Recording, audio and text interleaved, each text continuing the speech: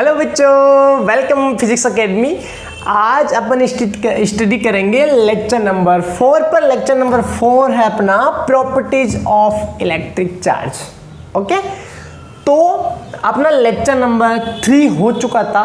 Lecture number जो अपना 3 था वो क्या था? Types of electric charge and unit of electric charge. Electric charge कितने टाइप से होता है एंड इनको मेजरमेंट किया जाता है, तो कौन कौन से इसके यूनिट्स होते हैं, इसके बारे में अपन ने स्टडी कर ली थी।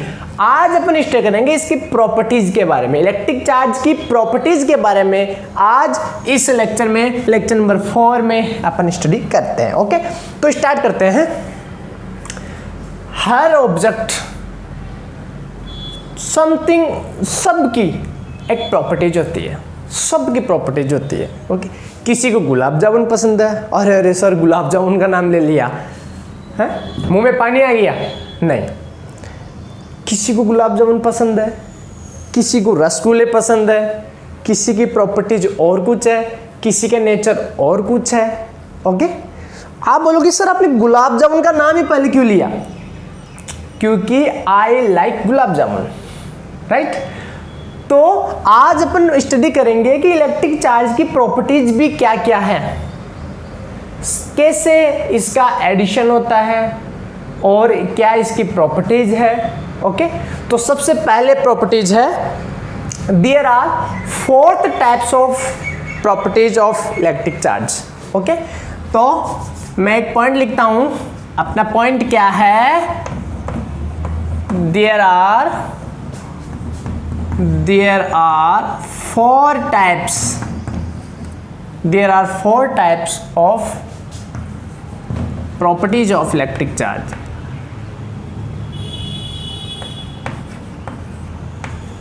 Properties of electric charge. Electric charge की प्रॉपर्टीज के कितने टाइप्स है? 4 टाइप है। या बोल सकते हो आप there are 4 properties of electric charge, ऐसे बोल सकते हो। There are 4 properties of electric charge. जो इलेक्ट्रिक चार्ज है उसकी कितनी प्रॉपर्टीज है? उसकी 4 प्रॉपर्टीज है mostly. There are 4 properties of electric charge, right. उसमें सबसे पहले अपन 1 नंबर स्टडी करेंगे। सबसे पहले तो वो है additivity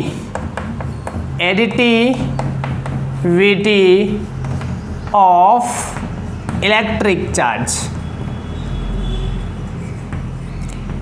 additivity of electric charge, इस एडिटिविटी का मतलब क्या होता है? एडिटिविटी का मतलब होता है addition. Additivity means addition, right, योग करना। तो जो भी चार्ज है, मान लो अपने पास एक सिस्टम है, मैं आपको बताऊंगा, सिस्टम का उदाहरण देकर भी बताऊंगा, एग्जांपल बताऊंगा। मान लो आपके पास सिस्टम है, उस सिस्टम में बहुत सारे चार्ज है, तो आप बताइए उस सिस्टम का टोटल चार्ज कैसे निकालोगे? आप बोलोगे सर योग कर दो, योग एडिशन कर दो। कौन सा एडिशन करोगे? There are 2 types of addition, algebraically addition, okay, and vector addition. तो कौन सा एडिशन करो आप? तो अपन को बताना जरूरी है कि चार्ज का कौन सा एडिशन होता है, ठीक है।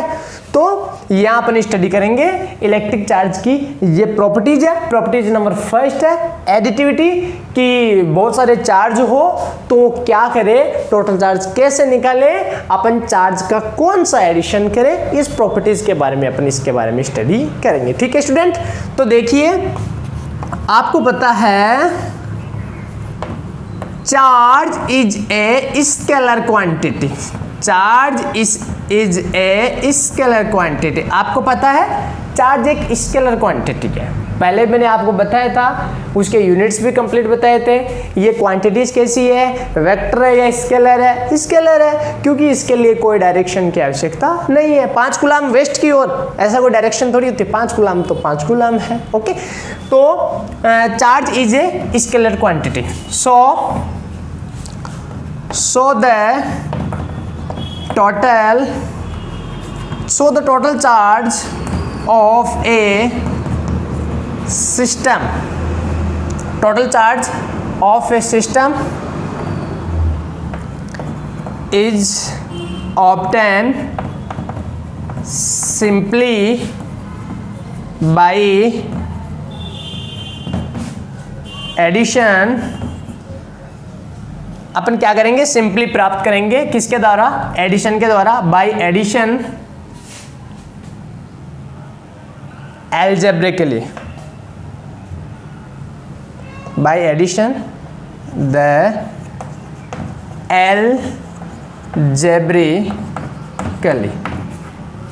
algebraically all charge present in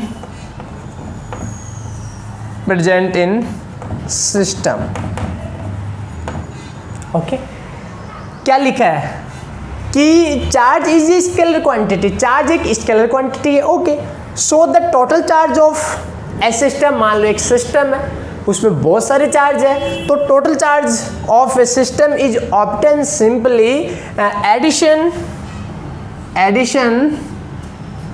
bye the addition algebraically, addition the algebraically। कौन सा एडिशन करोगे आप, algebraically एडिशन करोगे, राइट।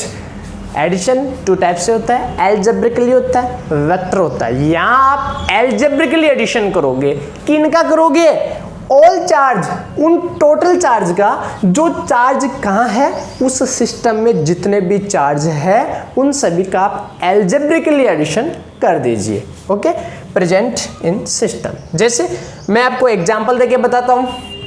मैंने एग्जांपल ले लिया, ये मान लो कोई एक सिस्टम है, क्या है, system.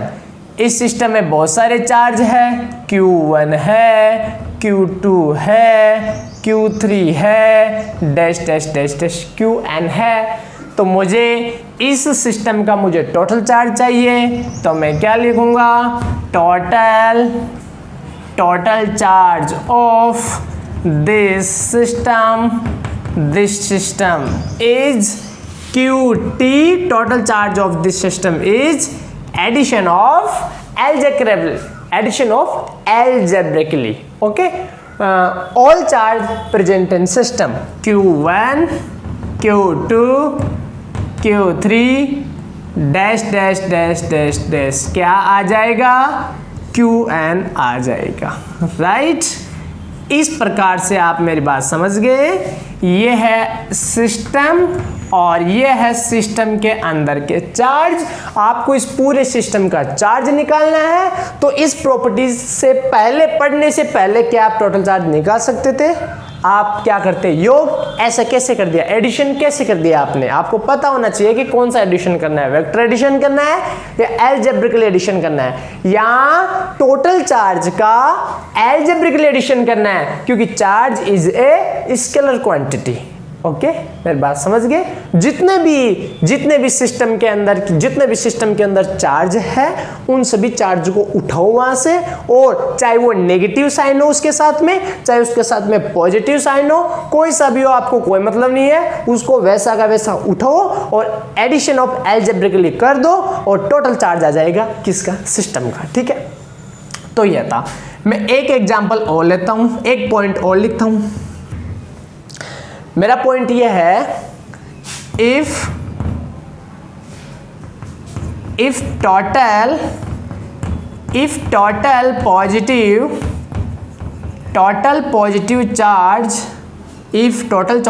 Charge is plus PE and total negative charge is minus and E in a system। एक सिस्टम है जिसके अंदर टोटल पॉजिटिव चार्ज है plus PE, total negative charge है माइनस NE, किसी सिस्टम में है। Okay, so total charge of system is क्या हो जाएगा, आप तो क्या कर दो, एडिशन कर दो। टोटल चार्ज कितना है प्लस पी ई पॉजिटिव, नेगेटिव कितना है, आप तो प्लस ही करोगे, नेगेटिव कितना है माइनस एन ई। ओके, तो Q T is equal to यहाँ प्लस पी ई और आ जाएगा माइनस के एन ई, और क्या आ गया, ई यहाँ कॉमन ले लिया तो P माइनस एन, और E यहाँ क्या आ गया, E यहाँ पर कॉमन आ गया। ठीक है, तो इस प्रकार से ये अपने पास क्या आ गया, टोटल चार्ज आ गया। क्या आ गया अपने पास, ये टोटल चार्ज आ गया। किसका आ गया टोटल चार्ज, इस सिस्टम का आ गया, ऐसे सिस्टम का आ गया जिस सिस्टम के अंदर total positive charge plus P है, total negative charge minus N है। तो आपने उनका एल्जेब्रिकली एडिशन कर दिया तो आपके पास टोटल चार्ज आपको प्राप्त हो गया। ये बात और ये बात एक ही है। यहाँ मैंने पॉजिटिव और नेगेटिव को अलग से सेपरेट कर दिया था, यहाँ मिक्स में है सब कुछ। ओके, हाँ अब देखिए, इफ यदि P का मान N से ज्यादा हो, P यहां पर क्या है, ये Pe तो टोटल धनावेश है, बट P क्या है, P यहां है प्रोटॉन्स की संख्या, N क्या है, N क्या है इलेक्ट्रॉन्स की संख्या। ओके, धनावेश की संख्या बोल सकते हो। टोटल Pe तो क्या हो गया, धनावेश हो गया पूरा। P क्या है, प्रोटॉन की संख्या, En क्या है, इलेक्ट्रॉन की संख्या। तो यदि प्रोटॉन की संख्या इलेक्ट्रॉन की संख्या से ज्यादा हो तो आपको पता चल गया इलेक्ट्रॉन्स पे नेगेटिव होता है, प्रोटॉन्स पे पॉजिटिव होता है, तो पॉजिटिव ज्यादा है तो पॉजिटिव रहने वाला है। तो P ग्रेटर देन N, तो देखिए यहाँ P ग्रेटर देन N, तो ये जो पार्ट है वो पॉजिटिव आएगा, नेगेटिव आएगा। P ज्यादा है, ज्यादा में से P ज्यादा, N कम, ज्यादा में से कम वाली राशि को घटाओगे तो क्या आने वाला है, नेगेटिव वैल्यू आएगी, पॉजिटिव वैल्यू आएगी, पॉजिटिव वैल्यू आएगी। तो यहाँ पर ये बॉडी है ना, if P greater than N, तो आप क्या लिखोगे, देन बॉडी या ऑब्जेक्ट कुछ, देन सिस्टम बोल दो, then system is positively charged, system is positively charged. And if, मिटा देता हूं मैं, स्क्रीनशॉट ले लिया होगा आपने, मिटा दूं, मिटा दूं, मिटा दूं, क्या ले लिया स्क्रीनशॉट, मिटा देता हूं। Okay, additivity of electric charge upon study कर रहे हैं, ये सब कुछ आपको बता दिया मैंने। ये एक डेफिनेशन है कि charge is a scalar quantity, so charge is a scalar quantity, so the total charge of a system is obtain simply, ठीक है, by addition of algebraically all charge present in system. ठीक है, okay, तो इसको मिटा देता हूं, ये आप पढ़ चुके हो। हाँ,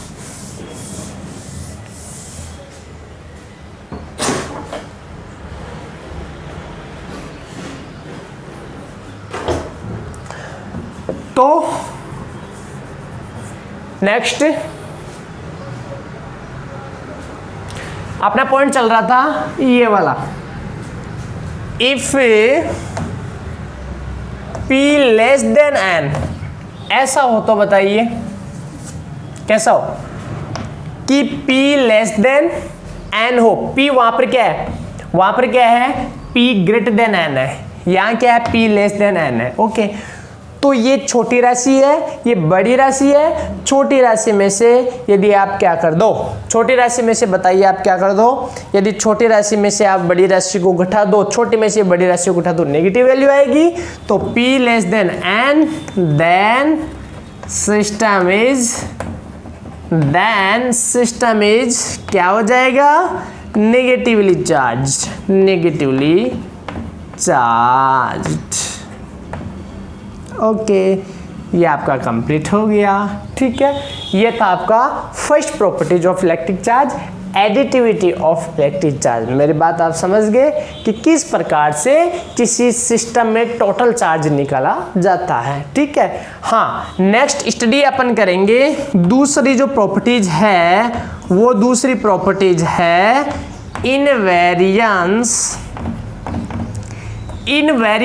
of electric charge, invariance of electric charge के बारे में अपन स्टडी करेंगे। ठीक है, पहले मैं आपको ये बताता हूं कि इस इनवेरियंस का मतलब क्या होता है। इनवेरियंस का मतलब क्या होता है? इनवेरियंस का मतलब होता है, निश्चर बोलते हैं जिसे हिंदी में। निश्चर का मतलब होता है कि ये प्रॉपर्टीज ये शो करती है कि वेलोसिटी के साथ साथ ये प्रॉपर्टी चेंज नहीं होती है, मतलब निश्चर होती है, वेलोसिटी का कोई इफेक्ट नहीं पड़ता है इस प्रॉपर्टीज पर, ठीक है। चाहे रेस्ट पोजीशन हो, चाहे आप मोमेंट पोजीशन हो, बट ये प्रॉपर्टीज ऐसी होती है कि कोई इफेक्ट नहीं पड़ता है इसके ऊपर। इसे कहते हैं इनवेरियंस, निश्चर, गति का कोई इफेक्ट नहीं पड़ता है। तो इलेक्ट्रिक चार्ज की भी एक ये प्रॉपर्टीज है कि इलेक्ट्रिक चार्ज भी है ना, किसी बॉडी का इलेक्ट्रिक चार्ज है वो भी क्या करता है, उस जो ऑब्जेक्ट है, जो बॉडी है, ठीक है, उसकी वेलोसिटी पर डिपेंड बिल्कुल भी नहीं करता है। चाहे मान लो कोई चार्ज है किसी बॉडी के ऊपर, चाहे वो बॉडी रेस्ट में हो, चाहे वो बॉडी मोमेंट कर रही हो किसी वेलोसिटी के साथ, बस उसका इलेक्ट्रिक चार्ज क्या रहेगा, कांस्टेंट रहेगा, बिल्कुल चेंज नहीं रहेगा, इनवेरियंस रहेगा। इसलिए तो इनवेरियंस ऑफ इलेक्ट्रिक चार्ज अपन पढ़ते हैं भाई। इलेक्ट्रिक चार्ज एक इनवेरियंस प्रॉपर्टीज है। ओके, तो अपन स्टडी करते हैं यहाँ पर। मैंने आपको बात अच्छी तरीके से बता दी भाई, चार्ज इनवेरियंस है, कभी भी वेलोसिटी के साथ ये चेंज नहीं होता है। ओके, तो मैं क्या लिखूंगा, according to this properties,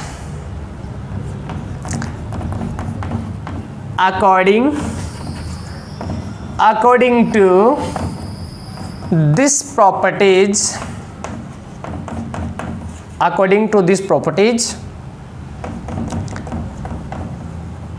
the charge on a body, किसी वस्तु का जो चार्ज है, किसी वस्तु के ऊपर जो चार्ज है, the charge on a body does not depend upon the velocity of object या बॉडी। मेरी बात समझ गए आप कि जो चार्ज है, बॉडी का जो चार्ज है, ऑब्जेक्ट का जो चार्ज है, does not upon the velocity of object, object की वेलोसिटी पर बिल्कुल डिपेंड नहीं करता। चाहे ऑब्जेक्ट किसी भी वेलोसिटी के साथ गति कर रहा हो, चाहे ऑब्जेक्ट रेस्ट में हो, बट उसका चार्ज जितना था उतना ही रहने वाला है, ठीक है। ये प्रॉपर्टीज ये बताती है। तो मैं क्या बोलूंगा कि charge at rest is equal to charge at, क्या बोलोगे आप, motion.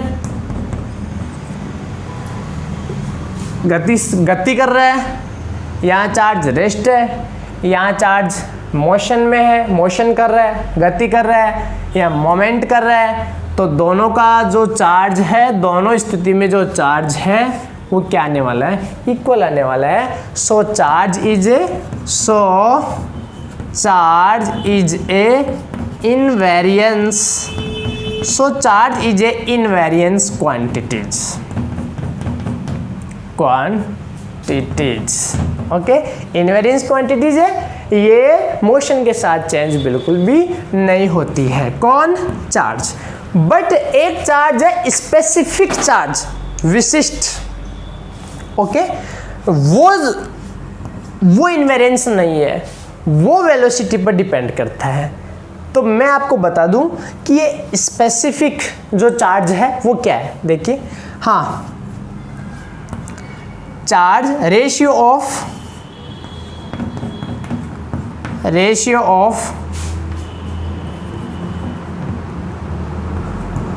Charge and object and ratio of charge and mass of a object called specific charge। Specific charge, ध्यान रखना आप, स्पेसिफिक चार्ज, विशिष्ट आवेश। ओके, विशिष्ट आवेश क्या होता है, चार्ज जो स्पेसिफिक चार्ज है वो क्या होता है, चार्ज एंड उस ऑब्जेक्ट का जो मास है उसके जो रेशियो को क्या कहते हैं बताइए? स्पेसिफिक चार्ज कहते हैं। क्या कहते हैं बताइए? स्पेसिफिक चार्ज कहते हैं। ये स्पेसिफिक जो चार्ज है वो जरूर वेलोसिटी पर डिपेंड करता है। ओके, स्पेसिफिक चार्ज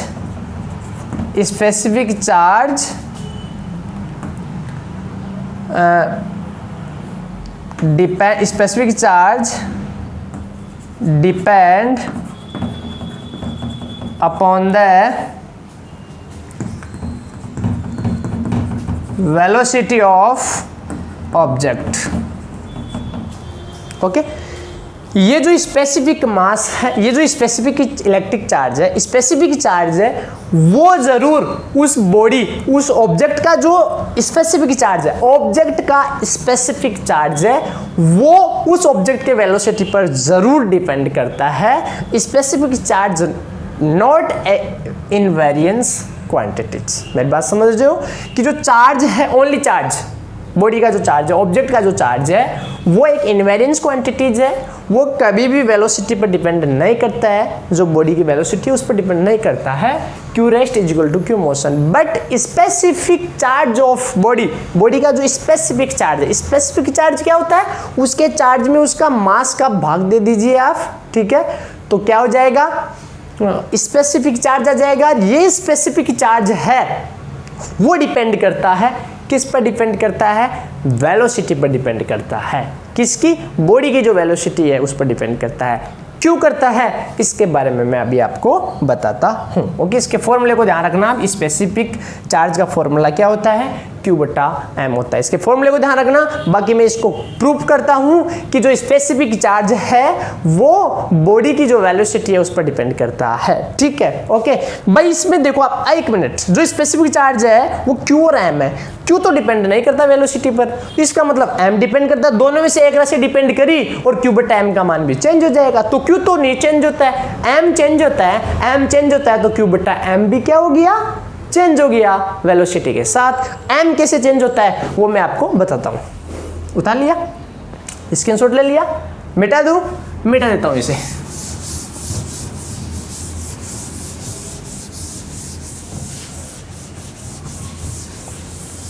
हाँ, तो देखिए एक स्पेशल थ्योरी है,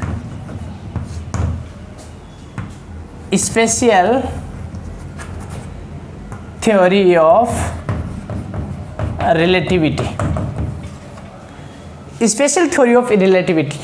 ठीक है, m is equal to m not 1 minus V square C square का रूट। कि किसी बॉडी का जो मास है वो क्या होता है? इस फॉर्मूले के अकॉर्डिंग क्या होता है? चेंज होता रहता है। ये है special theory of relativity. According to special theory of relativity, mass of an body change with velocity इस फॉर्मूले के साथ बताया हुआ है कि मास वेलोसिटी के साथ साथ चेंज होता रहता है। और ये है स्पेशल थ्योरी ऑफ क्या है? रिलेटिविटी।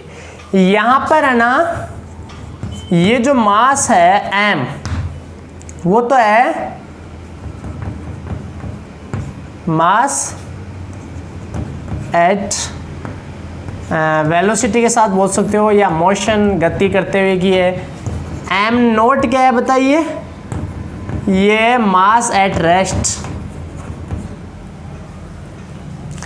और v क्या है? Velocity of body. And c क्या है? Velocity of light. m तो है mass of motion, mass in motion, mass of motion मतलब मास एट मोशन, गति कर रहा है ना, गति करते हुए मतलब वेलोसिटी जब है तब ये m है। m नोट है जो वो रेस्ट है तब m नोट है। एंड v उसकी बॉडी का वेलोसिटी है, c लाइट का है। बताइए m का मान चेंज होगा नहीं होगा?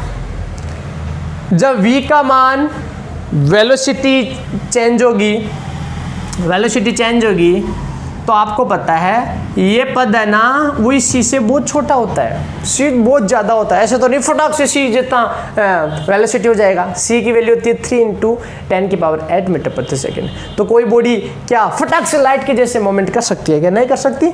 इसलिए इसका मान कम, इसका मान ज़्यादा। कम में ज़्यादा का भाग देते हो तो 1 से कम आता है। 1 में से आप यहाँ ये जो पद आ गया वो क्या आ गया? पूरा 1 से कम आ गया। 1 से कम, 1 में से 1 से कम घटाओगे तो वो भी क्या आएगा? 1 से कम ही आने वाला है। तो कम राशि, नीचे राशि कम हो गई तो ऊपर मास क्या हो गया? बढ़ गया। तो आप ध्यान रखिएगा कि वेलोसिटी के जो मास है ना, मास कहाँ पर? वेलोसिटी के साथ में बोल सकते हो इन मोमेंट। तो मास मोशन जब गति हो रही है तब मास है ना वो ग्रेटर देन होता है मास एट रेस्ट। मेरी बात समझ में आई क्या? कि v वेलोसिटी पर जब गति कर रहा हो कोई भी बॉडी तो उस समय जो मास होता है बॉडी का ज्यादा होता है। कहाँ की तुलना में? जब बॉडी रेस्ट में हो, बॉडी स्थिर हो, तब के मास से क्या होता है? जब गतिशील हो तब ज्यादा होता है। तो अब देख लीजिए आप, मेरी बात समझ में आ गई कि बॉडी गति करेगी तो उसका मास ज्यादा होगा। मास ज्यादा हो जाएगा तो क्यूब टाइम वाला पद भी चेंज हो जाएगा। इसलिए तो क्यूब टाइम चेंज होता रहता है वेलोसिटी के साथ में। ठीक है, तो ये था special theory of relativity. Okay, तो मैंने मास को भी अच्छी तरीके से बता दिया भाई, वेलोसिटी के साथ साथ मास भी चेंज होता है। और इसके साथ ही स्पेसिफिक चार्ज को भी बता दिया भाई, स्पेसिफिक चार्ज भी कैसे चेंज होता है। बट जो चार्ज होता है वो कभी चेंज नहीं होता है। Charge is A invariance quantities. Okay, बात समझ में आ गई अच्छी तरीके से पूरी। हाँ, अब बात करते हैं अपनी थर्ड प्रॉपर्टीज पर। ठीक है, 2 प्रॉपर्टीज कंप्लीट हो गई है। जो थर्ड प्रॉपर्टीज है वो है conservation. Conservation of electric charge.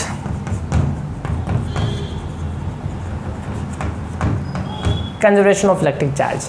जो इलेक्ट्रिक चार्ज होता है क्या उसे आप क्रिएट कर सकते हैं, डिस्ट्रॉयड कर सकते हैं? बिल्कुल भी नहीं कर सकते।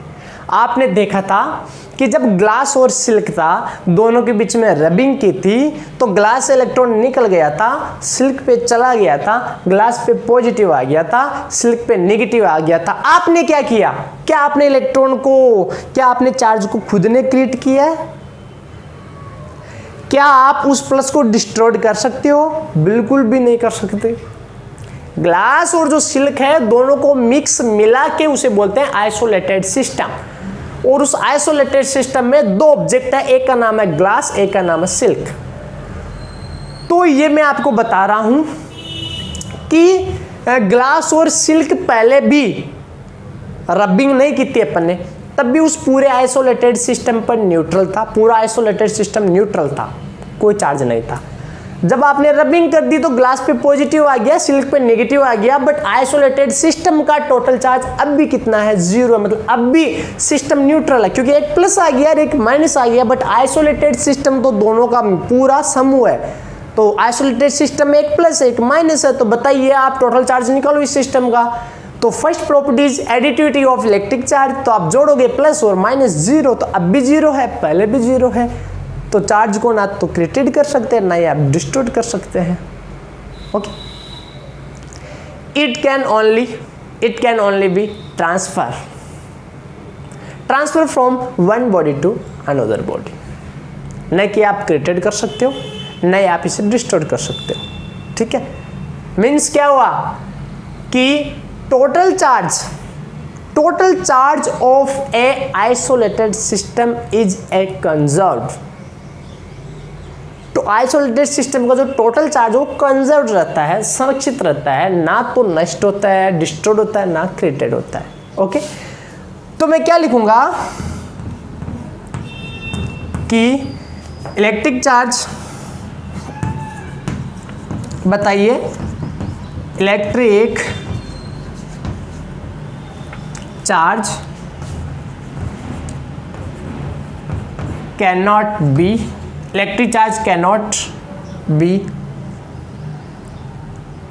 electric charge cannot be either created or destroyed। जो इलेक्ट्रिक चार्ज है कैनॉट बी आइदर क्रिएटेड और डिस्ट्रॉयड। इलेक्ट्रिक चार्ज को ना तो आप उत्पन्न कर सकते हो, क्रिएटेड कर सकते हो, ना ही आप डिस्ट्रॉयड कर सकते हो, बिल्कुल भी नहीं। ये तो क्या होता है, it can only be transfer from one body to another body।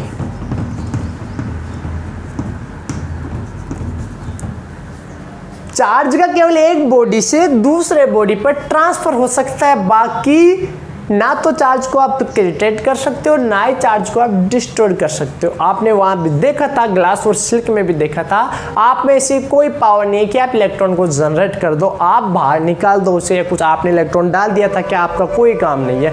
सब कुछ इलेक्ट्रॉन वहां से निकल गया, उस पर प्लस आ गया, जिस पर चला गया माइनस आ गया, वो उन्हीं का था, उन्हीं में था। ओके, उस बॉडी से उस बॉडी पर चला गया, उस बॉडी से उस बॉडी पर चला गया, बस, और कुछ भी नहीं हुआ है। तो आप क्या बोलोगे?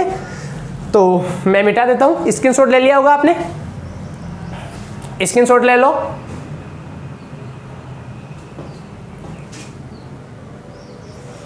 ले लिया स्क्रीनशॉट, मिटा देता हूं।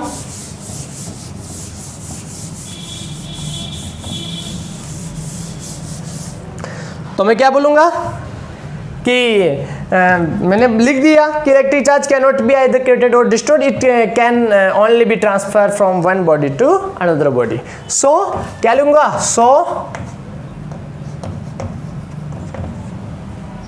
सो हेंस टोटल चार्ज, यहाँ है ना, total charge of a system, यहाँ total charge of system, total charge of system is conserved। यहाँ पूरा का पूरा चार्ज कंजर्व्ड है। ओके, ये क्या है, conservation of electric charge. This called conservation of electric charge, conservation of electric charge. Okay, conservation of electric charge हो गया। हाँ, इसके एग्जाम्पल देखते हैं अपन, बहुत सारे एग्जाम्पल है इसके। एक एग्जाम्पल नॉर्मली समझाता हूं। ये मैंने क्या ले लिया, ये एक ग्लास था मान लो, एक तो लिया था मैंने ग्लास, और उसमें एक क्या लिया था मैंने, सिल्क लिया था। ठीक है, उन दोनों से मैंने क्या बना दिया था, एक आइसोलेटेड सिस्टम बना दिया था। तो देखिए, कुछ भी ले लीजिए, ग्लास पे क्या आया था, पॉजिटिव, सिल्क पे नेगेटिव। तो ये लो, मैंने ग्लास ले लिया, ये मान लो ग्लास है, कुछ भी किसी भी टाइप्स का ले लो, ये मान लो ग्लास है, ग्लास, या ऐसे भी ले सकते हो, ये मान लो ग्लास है, और ये मान लो सिल्क है, और ये पूरा क्या है, आइसोलेटेड सिस्टम है, जिसके अंदर दो ऑब्जेक्ट है, दो बॉडी है, एक तो ग्लास है, एक सिल्क है, और पूरा क्या है, एक सिस्टम है, आइसोलेटेड सिस्टम है पूरा। बताइए, अभी आपने कुछ भी नहीं किया है, तो बताइए टोटल चार्ज निकालो आप इस सिस्टम का। ग्लास पे 0, सिल्क पे 0 इज इक्वल टू 0। मिटा देता हूं, मिटा देता हूं। हाँ, तो देखिए क्या हुआ, अभी यहाँ कितना आया, टोटल चार्ज 0 आ गया, टोटल चार्ज 0। अब मैंने क्या किया, ये आपका ग्लास था और ये था सिल्क, दिस इज सिल्क,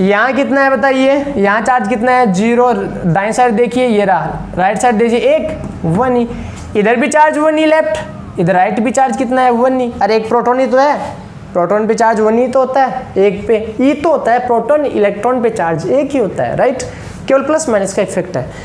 तो देखिए बताओ चार्ज कंजर्व है, यहाँ पर भी एक ही चार्ज है और दाईं और राइट साइड भी कितना है, एक ही है। ओके, तो इस प्रकार से इस रिएक्शन में भी क्या हो रहा है, चार्ज का कंजर्वेशन हो रहा है। मिटा दूं? हाँ, उतार लिया होगा, इसे मिटा देता हूं। बात करते हैं नेक्स्ट रिएक्शन पर।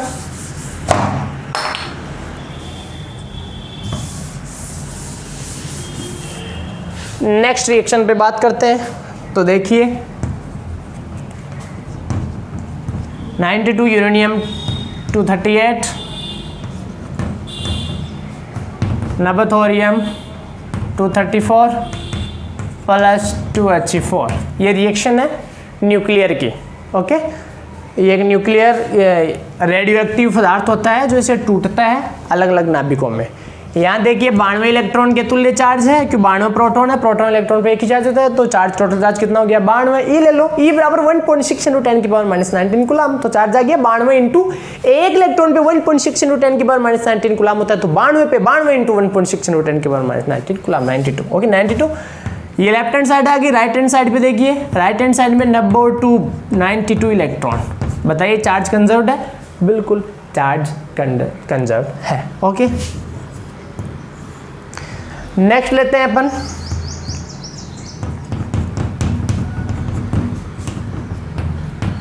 एक रिएक्शन है 7 नाइट्रॉन 14 2He4 मिलके बना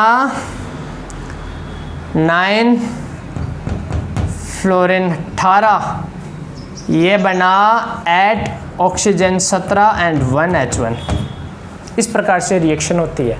ठीक है, यहाँ देखिए आप, ये रिएक्शन है, केमिकल रिएक्शन है कि 7 नाइट्रोजन 14 है, वो 2He4 मिलकर 9 फ्लोरीन 18 बनाता है, जो कि अस्थायी होता है, फिर ये टूटता है दो नाभिकों में 8 ऑक्सीजन 17 एंड 1 H1 में। ठीक है, यहाँ देखिए आप कितना है 9 E के तुल्य चार्ज है, यहाँ इसमें देखिए 9 E के तुल्य चार्ज है, यहाँ इसमें देखिए 9 E के तुल्य चार्ज है। इस प्रकार से टोटल चार्ज क्या है, कंजर्व्ड है।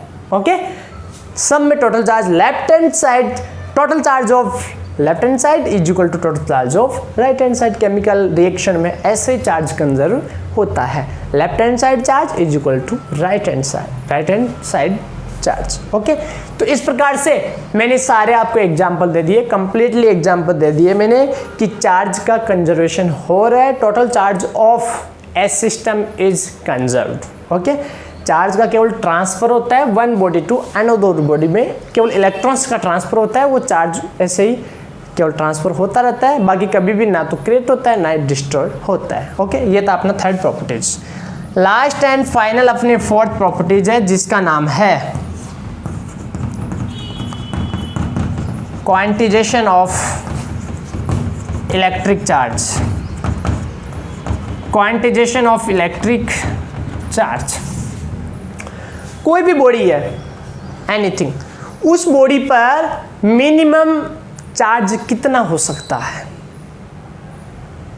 बता तो सकते हो आप, भाई इतना चार्ज हो सकता है। मैं से बोल दूं कि क्या किसी बॉडी पर E/3 चार्ज संभव है? E/3 का मतलब क्या हुआ, 1.6 × 10 की पावर -19 में 3 का भाग दे दीजिए। मैं बोलूँ कि E/2 चार्ज संभव है, E/3 चार्ज संभव है, E/4 चार्ज पॉसिबल है, E/5 पॉसिबल है, E/6 पॉसिबल है क्या पॉसिबल? तो अपन को नहीं पता कि किसी बॉडी पर कितना चार्ज हो सकता है, किसी भी बॉडी पर कितना चार्ज रह सकता है, अपन को नहीं पता। ये चीज बताएगा quantisation of electric charge. By electric charge के ऐसी प्रॉपर्टीज है, क्वांटिजेशन का मतलब होता है फिक्स अमाउंट। क्वांटिजेशन का मतलब क्या होता है, फिक्स अमाउंट, कि किसी भी बॉडी पर जो चार्ज होता है उसका फिक्स अमाउंट है, ऐसे नहीं इतना भी हो सकता है, इतना भी हो सकता है, इतना भी हो सकता है, फिक्स अमाउंट है, इतना ही होगा, उसे बोलते हैं क्वांटिजेशन का मतलब होता है फिक्स अमाउंट। भाई किसी भी बॉडी पर इलेक्ट्रिक चार्ज फिक्स अमाउंट में ही रहता है।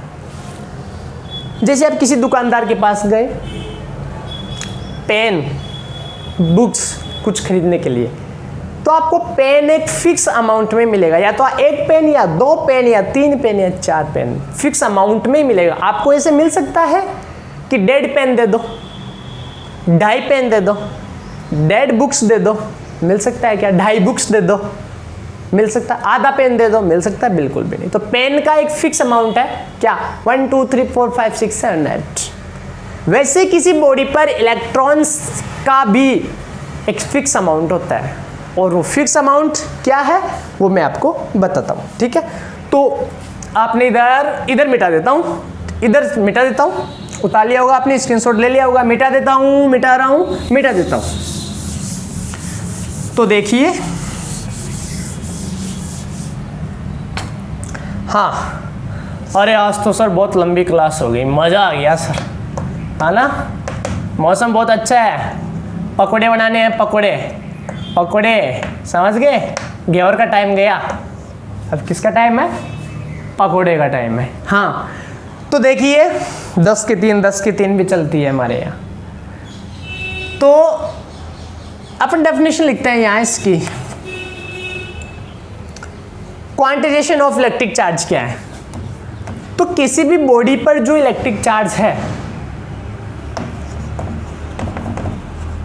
इलेक्ट्रिक चार्ज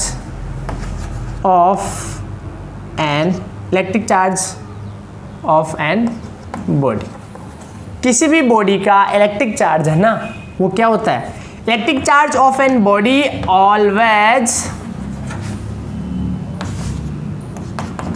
इंटीग्रल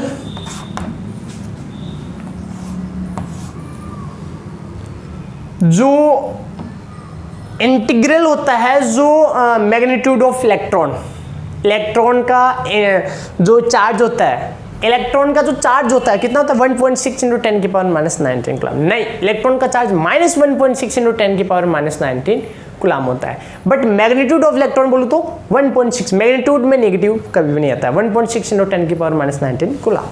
तो मैं से बोलूंगा electric charge of an body always integral multiply of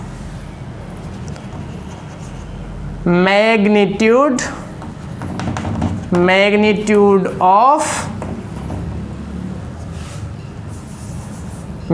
of electron, integral multiply of magnitude of electrons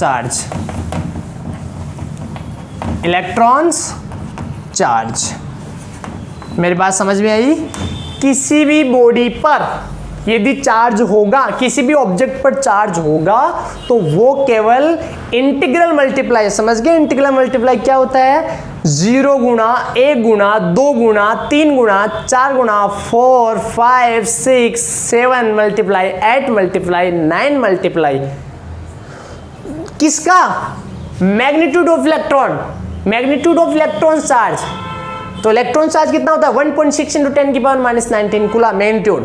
तो इसका 1.6 × 10⁻⁻19 कूलम ना, इसका 1 मल्टीप्लाई, इसका 2 मल्टीप्लाई, इसका 3 मल्टीप्लाई, इसका 4 मल्टीप्लाई, मतलब means 1e 2e 3e 4e 5e, ऐसा ही किसी बॉडी पर चार्ज पॉसिबल है, न कि E/2 E/3 E/4। मेरी बात समझ गए कि ये प्रॉपर्टीज क्या बताती है कि electric charge of an body always integral multiply of magnitude of electrons charge. Electrons का जो चार्ज है उसका क्या होता है?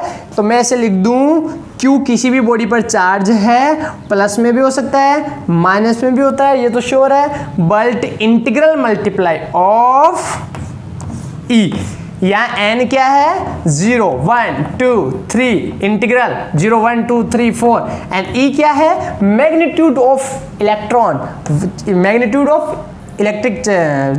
Of charge of electron 1.6 × 10⁻⁻19 coulomb. यदि आप इसमें गलती का चांस है, मैग्नीट्यूड आप नहीं लोगे, आप लोगे integral multiply of electron charge, तो इलेक्ट्रॉन चार्ज तो निगेटिव में होता है, तो फिर तो ऐसे आएगा, निगेटिव में जो टोटल बॉडी है उन सब का चार्ज निगेटिव में आ जाएगा, क्योंकि आप तो इसे बोल रहे हो कि किसी भी बॉडी पर जो चार्ज होता है वो इलेक्ट्रॉन्स का मल्टीप्लाई होता है, इलेक्ट्रॉन्स का चार्ज निगेटिव में होता है, उसका मल्टीप्लाई, उसका नेगेटिव से कितने मल्टीप्लाई कर दो आप, नेगेटिव आने वाले हैं। तो सारे ऑब्जेक्ट नेगेटिव थोड़ी होते हैं, पॉजिटिव भी होते हैं, इसलिए आप मैग्नीट्यूड लेना पड़ता है और प्लस माइनस लगा दो। तो प्लस माइनस दोनों चार्ज पॉसिबल है, बट कौन से?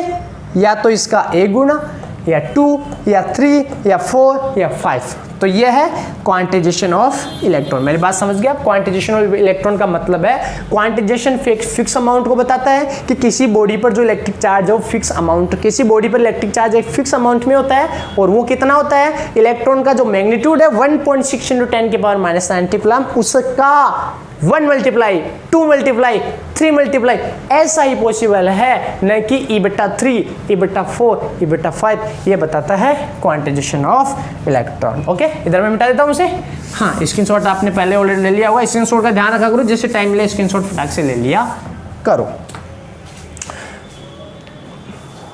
तो नेक्स्ट अपने पास आ गया Q बराबर क्या आ गया अपने पास, क्वांटाइजेशन के बारे में अपने स्टडी कर ली कि किसी भी बॉडी पर चार्ज का मान ये हो सकता है Q बराबर प्लस माइनस एन ई। ठीक है, जैसे Q बराबर प्लस माइनस एन का मान 1 मान लो, तो 1 × 1.6 × 10⁻⁻19 कूलम। क्या ये हो सकता है किसी बॉडी पर चार्ज? बिल्कुल हो सकता है। क्या किसी बॉडी पर प्लस माइनस 2 × 1.6 × 10⁻⁻19 कूलम चार्ज हो सकता है?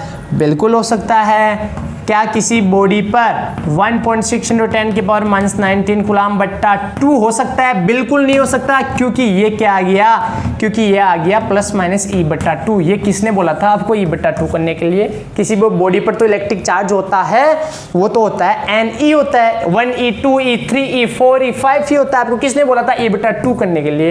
ये तो प्रॉपर्टीज में आता ही नहीं है। इसलिए कई बार ऐसे क्वेश्चन पूछे जाते हैं, 1 से गुणा किया, ये 2 से गुणा किया तो कितना आया, 3.2 आया ना। तो 3.2 इतना चार्ज पॉसिबल है कि ऐसे क्वेश्चन पूछा जाता है? बिल्कुल पॉसिबल है।